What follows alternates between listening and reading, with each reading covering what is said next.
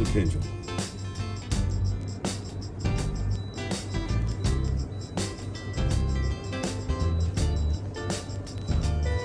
पाकिस्तान के हीरो हो तुम।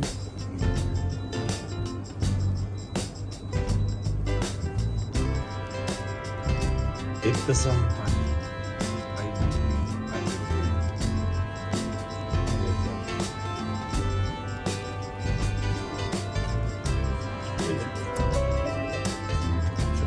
पाकिस्तान के हीरो, बड़े तुमने दिलेरी दिखाई, मुझे बड़ा अच्छा लगा। मेरे दोस्त हैं और अम्मी है, अम्मी मेरी मेरे से भी बड़ी सपोर्टर है आपका। अच्छा, तो उनको दिल का अटैक था तो डॉक्टर पहले तो बड़ी मुश्किल से 2 दिन के लिए खड़े हैं। आप जब कभी बिना बताए मेरा तुम्हारे से वादा है, ये तुम याद रखना, जब वज़ीराबाद जाऊंगा मैं इंतजार जाऊंगा दोनों के सामने।